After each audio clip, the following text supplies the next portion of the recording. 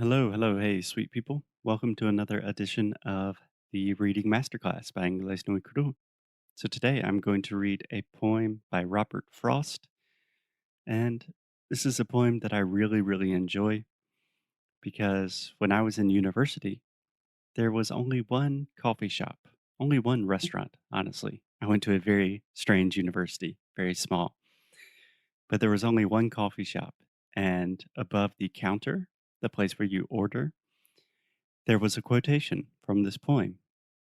So it still stays with me to this day, and it's really special to me. So I wanted to share it with you. So here we go. This poem is called Directive by Robert Frost. Back out of all of this now, too much for us.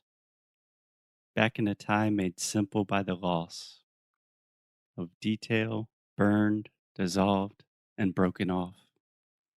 Like graveyard marble sculpture in the weather, there is a house that is no more a house, upon a farm that is no more a farm, and in a town that is no more a town. The road there, if you'll let a guide direct you, who only has at heart you're getting lost, may seem as if it should have been a quarry, great monolithic knees the former town long since gave up pretense of keeping covered. And there's a story in a book about it. Besides the wear of iron wagon wheels, the ledges show lined ruled southeast northwest, the chisel work of an enormous glacier that braced his feet against the Arctic pole. You must not mind a certain coolness that comes from him, still said the haunt this side of Panther Mountain. Nor need you mind the serial ordeal of being watched from 40 cellar holes, as if by eye pairs of 40 firkins.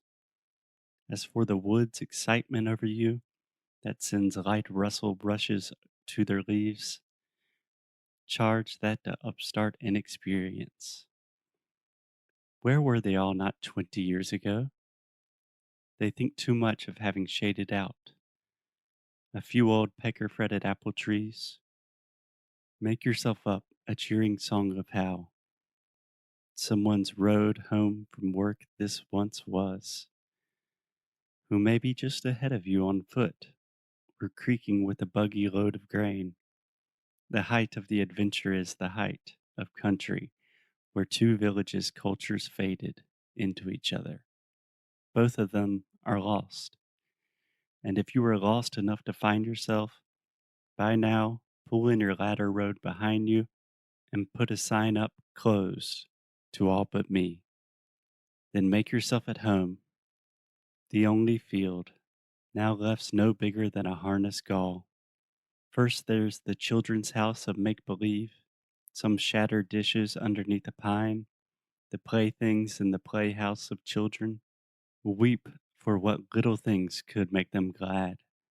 Then for the house that is no more a house, but only a belly-laced cellar hole, now slowly closing like a dent in dough. There was no playhouse, but a house in earnest.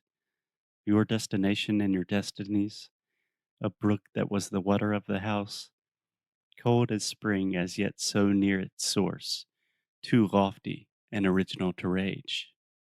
We know the valley streams that when aroused will leave their tatters hung on barb and thorn. I have kept hidden in the instep arch of an old cedar at the waterside, a broken drinking goblet like the grail, under a spell so the wrong ones can't find it, so can't get saved, as St. Mark says they mustn't. I stole the goblet from the children's playhouse. Here are your waters and your watering place. Drink and be whole again beyond confusion.